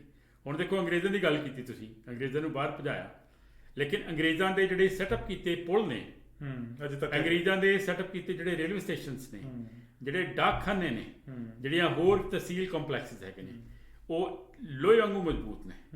And on the other hand, ਜਿਹੜੇ ਫਲਾਈਓਵਰ ਜਿਹੜੇ ਨੇ ਉਹ 10-15 ਸਾਲ ਪਹਿਲੇ ਬਣੇ ਸੀ, ਉਹ ਕੋਈ ਕੋਲੈਪਸ ਹੋ ਰਿਹਾ ਹੈਗਾ, ਕਿਸੇ ਥੱਲੇ ਮਿੱਟੀ ਨਿਕਲਦੀ ਹੈ, ਉਹ ਘੱਟਣ ਤੋਂ ਪਹਿਲਾਂ ਟੁੱਟ ਜਾਂਦੇ ਆ। ਸੋ ਇਹ ਹੈ ਕਿ ਇਸ ਕੰਟਰੀ 'ਚ ਸੋਰਸਿਸ ਦੀ ਘਾਟ ਨਹੀਂ ਹੈ, ਲੇਕਿਨ ਜਿਹੜੀ ਇੰਪਲੀਮੈਂਟੇਸ਼ਨ ਹੈ ਨਾ, ਉਹ ਜਿਹੜੀ ਅਪਰੋਚ ਹੈ ਉਹ ਇੰਨੀ ਨਿਗਰ ਚੁੱਕੀ ਹੈ ਕਿ ਇੱਕ ਵਾਰੀ ਕਹਿੰਦੇ ਵੀ ਇੰਦਰਾ ਗਾਂਧੀ ਨੇ ਕਿਹਾ ਸੀ ਕਿ ਜਿਹੜੀ ਕਰਪਸ਼ਨ ਹੈ ਨਾ, ਇਹਨੂੰ ਇੱਕ ਨੈਸ਼ਨਲ ਫਿਨੋਮੀਨਨ ਜਿਹੜਾ ਉਹਦਾ ਹਿੱਸਾ ਮੰਨ ਲੈਣਾ ਚਾਹੀਦਾ। ਇਹ ਹਟਣੀ ਨਹੀਂ ਹੈ। ਅੱਜ ਤੋਂ 40-45 ਸਾਲ ਪਹਿਲਾਂ ਦੀ ਗੱਲ ਹੈ। ਤੇ ਉਹ ਚੀਜ਼ ਮੇਰੇ ਖਿਆਲ ਹੁਣ ਜਿਹੜੀ ਆ ਉਹ ਦੂਣੀ ਚੌਣੀ ਹੋ ਕੇ ਉਹ ਸਾਡੇ ਅੱਗੇ ਪਿੱਛੇ ਨੱਚ ਰਹੀ ਹੈ, ਔਰ ਸਾਨੂੰ ਕਹਿ ਰਹੀ ਹੈ ਕਿ ਇਹ ਚੀਜ਼ ਕਦੀ ਨਹੀਂ ਹਟ ਸਕਦੀ। ਉਹਦੇ ਲਈ ਤਾਂ ਸੋ ਪੋਲੀਟੀਕਲ ਸਟਰਕਚਰ ਜ਼ਿੰਮੇਵਾਰ ਹੈ। ਆਮ ਬੰਦਾ ਤੁਸੀਂ ਕਿਹਾ ਵੀ ਕੀ ਕਰੇ? ਫਿਰ ਮੈਂ ਪੈਸੀਮਿਸਟਿਕ ਮਾਹੌਲ ਦੇ ਵਿੱਚ ਆਪਟੀਮਿਸਟਿਕ ਇਸ ਕਰਕੇ ਆ, ਜਿਹੜਾ ਬੰਦਾ ਲਿਖ ਸਕਦਾ ਉਹ ਲਿਖੇ। ਠੀਕ ਹੈ ਜੀ। ਜਿਹੜਾ ਬੰਦਾ ਬੋਲ ਸਕਦਾ ਉਹ ਬੋਲੇ। ਜਿਹੜਾ ਬੰਦਾ ਕਿਸੇ ਪੋਲੀਟੀਸ਼ੀਅਨਸ ਦੇ ਸਾਹਮਣੇ ਆ ਜਾਂਦਾ ਕਿਤੇ, ਉਹਨੂੰ ਝੂਠਿਆਂ ਕਰੇ। ਜਿਹੜਾ ਬੰਦਾ ਆਪਣੇ ਬੱਚੇ ਨੂੰ ਕੁਝ ਸਿਖਾ ਸਕਦਾ ਹੈਗਾ ਕਿ ਆਹ ਤੇਰੀ ਕੰਟਰੀ ਦੀ ਸਿਚੁਏਸ਼ਨ ਹੈ, ਤੇਰੀ ਕੌਮ ਦੀ ਸਿਚੁਏਸ਼ਨ ਹੈ, ਤੇਰੀ ਕਮਿਊਨਿਟੀ ਦੀ ਸਿਚੁਏਸ਼ਨ ਹੈ, ਉਹਨਾਂ ਨੂੰ ਦੱਸੇ। ਠੀਕ ਹੈ ਜੀ। ਇਹ ਨਾ ਕਰੇ ਕਿ ਇਸ ਕੰਟਰੀ ਦਾ ਤੇ ਕੁਝ ਹੋਣਾ ਨਹੀਂ ਹੈ। ਉੱਪਰੇ ਵਾਲੀ ਪਾਲਿਸੀ ਜਿਹੜੀ ਤਿਆਗਣੀ ਪਊਗੀ। ਹਾਂ, ਕਿ ਸਾਨੂੰ ਕੀ ਮੈਨੂੰ ਕੀ ਵਾਲੀ ਸਿਚੁਏਸ਼ਨ ਹੈ ਨਾ ਜੀ, ਕਿ ਮੈਂ ਕਿ 9 ਤੋਂ 5 ਮੇਰੀ ਇੰਨੀ ਦਿਹਾੜੀ ਬਣ ਗਈ ਹੈ ਤੇ ਮੇਰੇ ਬੈਂਕ 'ਚ ਬੈਲੈਂਸ ਇੰਨਾ ਵੱਧ ਗਿਆ ਤੇ ਮੈਨੂੰ ਭਾਵੇਂ ਗੁਆਂਢੀਆਂ ਦੇ ਘਰ ਅੱਗ ਲੱਗੇ ਜੋ ਮਰਜ਼ੀ ਹੈ। ਉਹ ਗੁਰਬਾਣੀ ਕਹਿੰਦੀ ਹੈ ਕਿ ਪਾਰੋਸੀ ਕੇ ਜੋ ਹੁਆ ਤੂੰ ਆਪਣੇ ਵੀ ਜਾਣ, ਕਿ ਜੋ ਅੱਜ ਗੁਆਂਢੀ ਦੇ ਘਰ ਹੋ ਰਿਹਾ ਤੁਹਾਡੇ ਵੀ ਹੋ ਸਕਦਾ ਗੁਰਬਾਣੀ 'ਚ ਇਹਨਾਂ ਨੇ ਲਿਖਿਆ ਹੈਗਾ। ਠੀਕ ਹੈ ਜੀ। ਸੋ ਇਹ ਹੈ ਕਿ ਜੇ ਅੱਜ ਗੁਆਂਢੀ ਦੇ ਘਰ 'ਚ ਕੋਈ ਸਿਵਾ ਬਲਿਆ ਹੈਗਾ ਜਾਂ ਕੋਈ ਕਰੋਨਾ ਨਾਲ ਡੈਥ ਹੋਈ ਹੈ, ਪਰਮਾਤਮਾ ਨਾ ਕਰੇ ਉਹ ਸਿਚੁਏਸ਼ਨ ਤੁਹਾਡੇ ਤੇ ਵੀ ਆ ਸਕਦੀ ਹੈਗੀ ਹੈ। ਹੁੰਦਾ ਜੀ ਦੇਖੋ, ਤੁਸੀਂ ਗੱਲ ਕੀਤੀ ਕਿ ਜਿਹੜਾ ਬੰਦਾ ਲਿਖ ਸਕਦਾ ਉਹ ਲਿਖੇ, ਜਿਹੜਾ ਬੋਲ ਸਕਦਾ ਬੋਲੇ, ਜਿਹੜਾ ਸਵਾਲ ਕਰ ਸਕਦਾ ਉਹਨੂੰ ਸਵਾਲ ਕਰਨੇ ਹੀ ਚਾਹੀਦੇ। ਹਾਂਜੀ। ਹੁਣ ਪੰਜਾਬ ਦੀ ਪੋਲਿਟਿਕਸ ਦੀ ਗੱਲ ਕਰ ਲਈਏ ਅਸੀਂ। ਪੰਜਾਬ ਦੀ ਪੋਲਿਟਿਕਸ ਦੇ ਵਿੱਚ ਜੋ ਗੁਲ ਖਿਲਾਏ ਇਸ ਤੋਂ ਪਹਿਲੀ ਸਰਕਾਰ ਨੇ, ਹਾਂਜੀ, ਅਕਾਲੀ ਦਲ ਭਾਜਪਾ ਦੀ ਸਰਕਾਰ ਨੇ, ਉਹ ਕਿਸੇ ਤੋਂ ਲੁਕੇ ਛੁਪੇ ਨਹੀਂ ਹੈ। ਜੋ ਸੂਬੇ ਦਾ ਇਕਨੋਮਿਕਲੀ ਨੁਕਸਾਨ ਉਹਨਾਂ ਨੇ ਕੀਤਾ ਔਰ ਜਿਹੜਾ ਪੈਸਾ ਸੀਗਾ ਉਹ ਪਾਣੀ ਵਾਂਗ ਵਹਾਇਆ ਜਿਹੜੇ ਸੰਗਤ ਦਰਸ਼ਨਾਂ ਦੇ ਪ੍ਰੋਗਰਾਮਾਂ ਦੇ ਵਿੱਚ। ਕੁਛ ਨਹੀਂ ਸਵਾਰਿਆ। ਜੇ ਸਵਾਰਿਆ ਹੁੰਦਾ ਤਾਂ ਸਾਹਮਣੇ ਹੁੰਦਾ, ਜੇ ਸਵਾਰਿਆ ਹੁੰਦਾ ਤੇ ਲੋਕ ਕਾਂਗਰਸ ਨੂੰ ਵੋਟ ਨਾ ਪਾਉਂਦੇ। ਕਾਂਗਰਸ ਨੂੰ ਵੋਟਾਂ ਪਈਆਂ, ਉਹਨਾਂ ਨੇ ਵਾਅਦੇ ਕੀਤੇ, ਉਹਨਾਂ ਨੇ ਵੀ ਕੁਛ ਨਹੀਂ ਬਣਾਇਆ। ਇਹਨੇ ਬਿਟਵੀਨ ਇੱਕ ਨਵੀਂ ਪਾਰਟੀ ਉੱਭਰੀ ਜੀ, ਆਮ ਆਦਮੀ ਪਾਰਟੀ, ਜਿਹੜਾ ਦਿੱਲੀ ਮਾਡਲ ਦਿਖਾ ਕੇ ਪੰਜਾਬ ਦੇ ਵਿੱਚ ਪੈਰ ਜਮਾਉਣ ਦੀ ਕੋਸ਼ਿਸ਼ ਕੀਤੀ ਗਈ। 20 ਮੈਂਬਰ ਬਣੇ, ਸੈਕੰਡ ਲਾਰਜੈਸਟ ਪਾਰਟੀ, ਵੱਡੀ ਪਾਰਟੀ ਬਣੀ, 20 ਮੈਂਬਰ 20 ਧੜੇ। ਠੀਕ ਹੈ ਜੀ। ਬੀਜੇਪੀ ਤੇ ਅਕਾਲੀ ਦਲ ਦਾ ਆਪਸ ਵਿੱਚ ਤਲਾਕਨਾਮਾ ਹੋ ਗਿਆ, ਲਿਖਤੀ ਹੋ ਗਿਆ, ਭਾਵੇਂ ਅੰਦਰੋਂ ਖੱਤੀ ਅੰਦਰੋਂ ਖਾਤੀ ਇਕੱਠੇ ਆ ਭਾਵੇਂ। ਚਲੋ ਉਹ ਕੀ ਗੁੱਲ ਖਿਲਾ ਰਹੇ ਆ ਜਾਂ ਕੀ ਗੁੱਲ ਖਿਲਾਉਣਗੇ। ਠੀਕ ਹੈ ਜੀ। ਉਹ ਤਿੰਨ ਮੈਂਬਰ ਜਿੱਤੇ ਸੀ ਉਹਨਾਂ ਦੇ, ਤੋਂ ਕਹਿੰਦੇ ਅਸੀਂ ਹੁਣ 103 ਜਿੱਤ ਕੇ ਦਿਖਾਉਣਾ। ਇਹੋ ਜਿਹੇ ਹਾਲਾਤ ਜਿਹੜੇ ਆ ਉਹ ਇੱਕ ਆਮ ਸਧਾਰਨ ਵਿਅਕਤੀ ਵਾਸਤੇ ਬੜੇ ਚੈਲੰਜ ਵਾਲੇ ਹੈਗੇ ਆ ਕਿ ਨਾ ਉਸ ਪਾਰਟੀ ਨੇ ਕੁਛ ਕੀਤਾ, ਨਾ ਇਸ ਪਾਰਟੀ ਨੇ ਕੁਛ ਕੀਤਾ, ਨਾ ਵਿਚਕਾਰ ਵਾਲਿਆਂ ਨੇ ਕੁਛ ਕੀਤਾ। ਨਵੇਂ ਜਿਹੜੇ ਟੁੱਟ ਕੇ ਜਿਹੜੇ ਆਪਸ ਵਿੱਚ ਲੜਦੇ ਕੁੱਕੜਾਂ ਬੜੀ ਲੜਾਈ ਲੜਦੇ, ਮੁੜ ਕੇ ਪਤਾ ਨਹੀਂ ਕਦੋਂ ਇਹਨਾਂ ਨੇ ਇਕੱਠੇ ਹੋ ਜਾਣਾ। ਕਿਸੇ ਨੇ ਪਲੋਸ ਦੇਣਾ ਆ ਕੇ ਤੇ ਉਹ ਇਕੱਠੇ ਹੋ ਜਾਣਾ। ਕੁੱਕੜ ਆਪਸ ਵਿੱਚ ਲੜਦੇ ਹੁੰਦੇ ਆ, ਪਰ ਮਾਲਕ ਨੂੰ ਪਤਾ ਹੁੰਦਾ ਮੈਂ ਕਦੋਂ ਹਟਾਉਣੇ ਆ, ਉਹ ਹਟਾ ਦੂਗਾ। ਠੀਕ ਹੈ ਜੀ। ਇਸ ਸਿਚੁਏਸ਼ਨ ਦੇ ਵਿੱਚ ਆਮ ਸਧਾਰਨ ਬੰਦਾ ਤਾਂ ਕਈ ਵਾਰੀ ਡਰਿਆ ਰਹਿੰਦਾ ਕਿ ਮੇਰਾ ਤਾਂ ਬੋਲਣਾ ਜਿਹੜਾ ਵਾ ਉਹ ਕਿਸੇ ਅਰਥ ਲੱਗਣਾ ਹੀ ਨਹੀਂ। ਪਰ ਕਿਤੇ ਨਾ ਕਿਤੇ ਤਾਂ ਜ਼ਰੂਰ ਸਮਝ ਦਿਮਾਗ 'ਚ ਆਉਣੀ ਚਾਹੀਦੀ ਹੈਗੀ ਆ।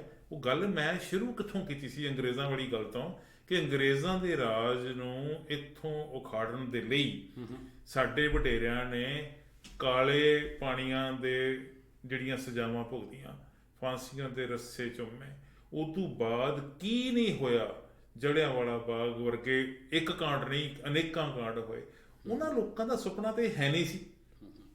ਉਹ ਲੋਕ ਤਾਂ ਚਾਹੁੰਦੇ ਸੀ ਨਾ ਕਿ ਇਹ ਅੰਗਰੇਜ਼ ਇੱਥੋਂ ਜਾਣਗੇ ਤੇ ਅਸੀਂ ਇਸ ਦੇਸ਼ ਦਾ ਨਵਾਂ ਮੂੰਹ ਮੁਹਾਂਦਰਾ ਬਣਾਵਾਂਗੇ, ਇਹ ਦੇਸ਼ ਫਿਰ ਸਾਡਾ ਹੋਊਗਾ।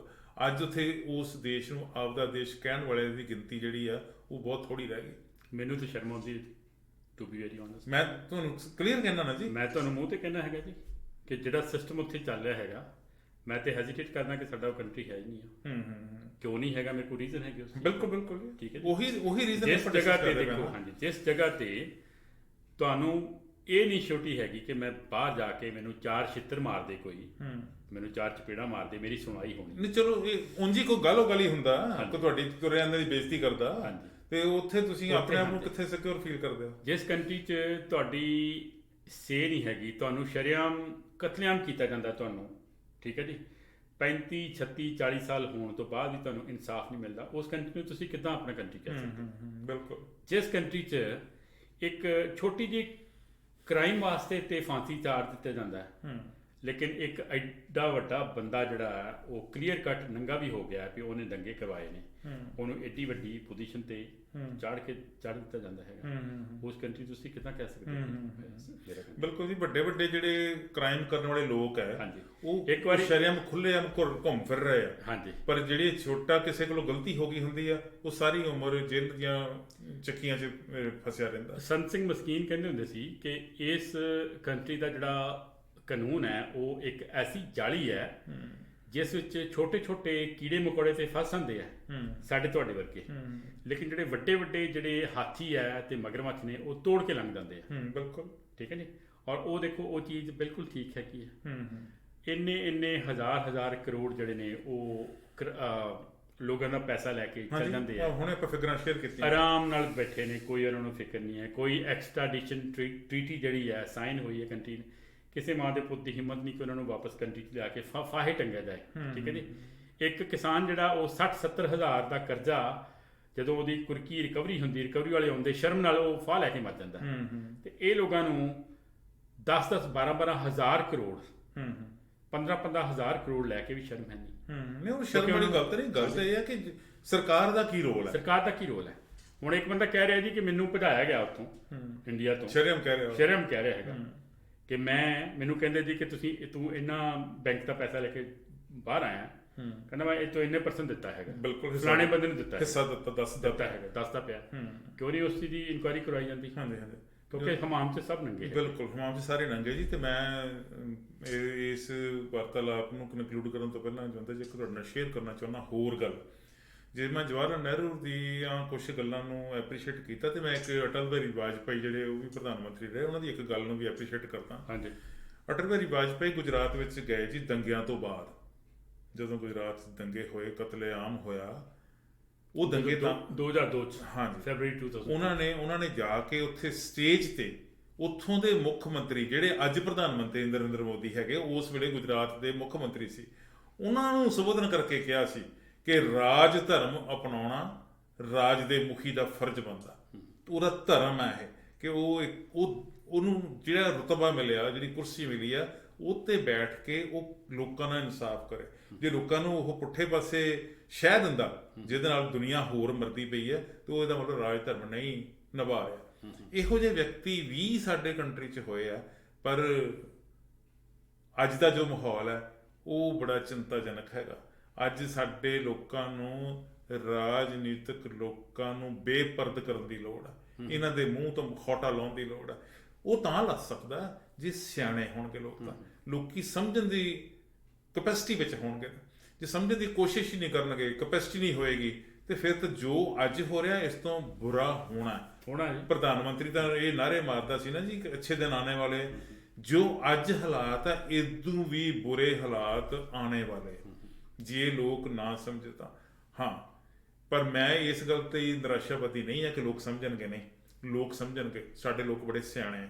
ਜੇ ਕਿਸਾਨਾਂ ਦਾ ਇੱਕ ਵਰਗ ਹੈ, ਕੁੱਲ ਸੁਸਾਇਟੀ ਦਾ ਕਿਸਾਨ ਇੱਕ ਵਰਗ ਹੈ, ਜੇ ਉਹ ਸਾਬਤ ਕਰ ਸਕਦੇ ਆ ਕਿ ਅਸੀਂ ਰਾਜਨੀਤਿਕ ਲੋਕਾਂ ਦੀ ਹਮਾਇਤ ਤੋਂ ਬਿਨਾਂ ਇੱਕ ਵੈਲ ਡਿਸਪਲਿਨਡ ਵੇ ਨਾਲ ਐਡਾ ਵੱਡਾ ਅੰਦੋਲਨ ਚਲਾ ਸਕਦੇ ਆ। ਪਟਿਆਲੇ ਇੱਕ ਜਗ੍ਹਾ ਤੇ ਧਰਨਾ ਮਾਰ ਕੇ ਬੈਠੇ ਜੀ ਕਿਸਾਨ, ਬਕਾਇਦਾ 6-6 ਫੁੱਟ ਦੀ ਦੂਰੀ ਹੈ, ਬਕਾਇਦਾ ਉਹਨਾਂ ਮਾਸਕ ਲਾਏ ਹੋਏ ਆ, ਬਕਾਇਦਾ ਉੱਥੇ ਸੈਨੀਟਾਈਜ਼ਰ ਜਿਹੜਾ ਉਹ ਛਿੜਕਾਇਆ ਜਾ ਰਿਹਾ, ਉਹਨਾਂ ਨੂੰ ਸੈਨੀਟਾਈਜ਼ ਕਰਵਾ ਕੇ ਹੀ, ਹੱਥ ਧੁਆ ਕੇ ਹੀ ਅੰਦਰ ਆਉਣ ਦਿੱਤਾ ਜਾਂਦਾ। ਉਹ ਘਰੋਂ ਆਪਦੇ ਪੀਣ ਵਾਲਾ ਪਾਣੀ ਲੈ ਕੇ ਆਏ ਆ, ਘਰੋਂ ਰੋਟੀ ਬੰਨ੍ਹ ਕੇ ਲੈ ਕੇ ਆਏ ਆ।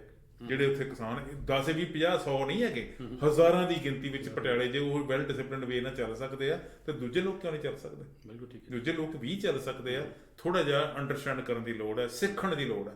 ਸਿੱਖਿਆ ਉਹਨਾਂ ਕੋਲ ਜਾਂਦਾ ਜਿਨ੍ਹਾਂ ਨੇ ਕੋਈ ਚੰਗੇ ਕੰਮ ਕੀਤੇ ਹੋਣ। ਜੇ ਰਾਜਨੀਤਿਕ ਲੋਕ ਜਿਹੜੇ ਚੰਗੇ ਕੰਮ ਨਹੀਂ ਕਰਦੇ, ਇਹਨਾਂ ਨੂੰ ਛੁਟਿਆ ਦੇਣਾ ਚਾਹੀਦਾ। ਇਹਨਾਂ ਤੋਂ ਸਿੱਖਣ ਨੂੰ ਕੁਝ ਨਹੀਂ ਮਿਲਣਾ। ਸਿੱਖਣ ਨੂੰ ਮਿਲਣਾ ਫਿਰ ਇਤਿਹਾਸ ਤੋਂ। ਇਤਿਹਾਸ ਦੇ ਉਹ ਪੰਨੇ ਜਿਹੜੇ ਆ, ਗਦਰੀ ਬਾਬਿਆਂ ਦਾ ਅੰਦੋਲਨ, ਅਕਾਲੀ ਲਹਿਰ, ਉਹ ਜਿਹੜੇ ਭਗਤ ਸਰਾਭੇ ਦੀਆਂ ਗੱਲਾਂ, ਕਰਤਾਰ ਸਿੰਘ ਸਰਾਭੇ ਦੀ ਗੱਲ, ਭਗਤ ਸਿੰਘ ਦੀ ਗੱਲ, ਇਹ ਗੱਲ ਸਾਨੂੰ ਦੁਬਾਰਾ ਪੜ੍ਹਨੀ ਪਊਗੀ। ਉਹ ਲੋਕਾਂ ਦਾ ਦਿਮਾਗ ਇੰਨਾ ਰੌਸ਼ਨ ਕਿਉਂ ਸੀ? ਉਹਨਾਂ ਦੀ ਅਪਰੋਚ ਇੱਦਾਂ ਦੀ ਵਧੀਆ ਕਿਉਂ ਸੀ? ਉਹ ਇੱਦਾਂ ਦੀ ਅਪਰੋਚ ਕਿਵੇਂ ਕਰ ਗਏ? ਕਿਵੇਂ ਸਾਰੇ ਕੁਛ ਤੇ ਉਹ ਕਾਬੂ ਕਰਕੇ ਰੱਖ ਕੇ ਆਪਦੇ ਦਿਲ ਦਿਮਾਗ ਨੂੰ ਉਹਨਾਂ ਨੇ ਕਿਵੇਂ ਸਿੱਧਤ ਕੀਤਾ ਸੀ ਗੋਰਿਆਂ ਦੇ ਖਿਲਾਫ? ਜੇ ਅੱਜ ਵੀ ਲੋਕ ਥੋੜਾ ਜਿਹਾ ਧਿਆਨ ਦੇਣ ਤੇ ਕਰ ਸਕਦੇ। ਮੈਂ ਇਸ ਮਾਮਲੇ 'ਚ ਆਸ਼ਾਵਾਦੀ ਹਾਂ। ਹੁਣ ਤੁਸੀਂ ਦੱਸੋ, ਤੁਸੀਂ ਪਹਿਲਾਂ ਨਿਰਾਸ਼ਾ ਦੀਆਂ ਗੱਲਾਂ ਕੀਤੀਆਂ, ਹੁਣ ਆਸ਼ਾ ਦੀ ਗੱਲ ਕਰ। ਆਸ਼ਾ ਦੀ ਗੱਲ ਇਸ ਤਰ੍ਹਾਂ ਜੀ ਕਿ ਜਿਹੜਾ ਚੜ੍ਹਦੀ ਕਲਾ ਦਾ ਸਿਧਾਂਤ ਹੈ ਉੱਥੇ ਸਾਡੇ ਗੁਰੂਆਂ ਨੇ ਬਿਲਕੁਲ ਜਦੋਂ ਦੂਜਾ ਘੱਲੂਕਾਰਾ ਹੋਇਆ ਜੀ ਕੋਪਰ ਹੀੜੇ ਦੇ ਸਥਾਨ ਤੇ ਕੁਝ ਘੰਟਿਆਂ ਦੇ ਵਕਫੇ ਦੇ ਵਿੱਚ ਹੀ, ਯਾਨੀ ਕਿ 6-7 ਘੰਟੇ ਦੇ ਵਿੱਚ ਹੀ 25-30 ਹਜ਼ਾਰ ਸਿੱਖ ਸ਼ਹੀਦੀ ਪਾ ਗਏ ਸੀ। ਠੀਕ ਹੈ ਜੀ। ਔਰ ਉਸ ਰਾਤ ਨੂੰ ਜਦੋਂ ਸਿੰਘਾਂ ਨੇ, ਬਾਕੀ ਬੱਚੇ ਸਿੰਘਾਂ ਨੇ ਅਰਦਾਸ ਇਹ ਕੀਤੀ ਕਿ 4 ਪਹਿਰ ਦਿਨ ਸੁੱਖ ਦਾ ਬਤੀਤ ਹੋਇਆ ਤੇ 4 ਪਹਿਰ ਰਹਿਣ ਆਈ ਹੈ। ਸੁੱਖ ਦੀ ਇੰਨੇ ਕਤਲੋਗਰਦ ਦੇ ਬਾਵਜੂਦ ਵੀ ਇੰਨੀ ਕਤਲੋਗਾਰਤ ਨਹੀਂ ਤੇ ਇਹ ਸਾਡਾ ਇੱਕ ਪਰਿਵਾਰ ਦਾ ਜੀ ਚੱਲ ਜਾਏ ਤੇ ਅਸੀਂ ਰੋ ਰੋ ਕੇ ਕਮਲੇ ਹੋ ਜਾਂਦੇ ਤੇ ਉਹ ਚੜ੍ਹਦੀ ਕਲਾ ਦਾ ਸਿਧਾਂਤ ਸਾਨੂੰ ਇਤਿਹਾਸ ਤੋਂ ਮਿਲਣਾ ਹੈਗਾ। ਆਪਾਂ ਨੂੰ ਉਹ ਪੱਲੇ ਬੰਨ੍ਹ ਕੇ ਰੱਖਣ ਦੀ ਲੋੜ ਹੈ। ਠੀਕ ਹੈ ਜੀ, ਚਾਹੇ ਜਿੰਨੀ ਮਰਜ਼ੀ ਵੀ ਘਣਾ ਅੰਧੇਰਾ ਆਸੇ ਪਾਸੇ ਆ ਜਾਏ, ਆਸ ਰੱਖਣੀ ਚਾਹੀਦੀ ਹੈ ਕਿ ਟਨਲ ਦਾ ਜਿਹੜਾ ਦੂਸਰਾ ਸਿਰਾ ਉੱਥੇ ਰੋਸ਼ਨੀ ਜ਼ਰੂਰ ਆਏਗੀ। ਅਸੀਂ ਕਿਸੇ ਰਾਜਨੀਤਿਕ ਪਾਰਟੀ ਦੇ ਖਿਲਾਫ ਨਹੀਂ ਗੱਲ ਕੀਤੀ, ਨਾ ਕਰਾਂਗੇ, ਨਾ ਕਰਨਾ ਸਾਡਾ ਮਕਸਦ ਹੈ।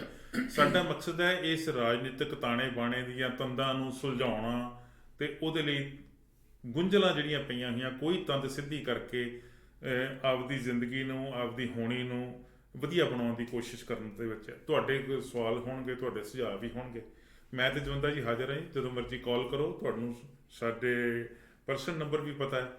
ਤੁਸੀਂ ਵਾਇਸ ਆਫ ਇੰਡੀਆ ਦੇ ਪ੍ਰੋਗਰਾਮ ਨੂੰ ਫੇਸਬੁੱਕ 'ਤੇ ਵੇਖਦੇ ਹੋ, YouTube 'ਤੇ ਵੇਖਦੇ ਹੋ, ਟਿੱਪਣੀ ਦਿਓ, ਆਪਾਂ ਵਿਚਾਰ ਕਰਾਂਗੇ।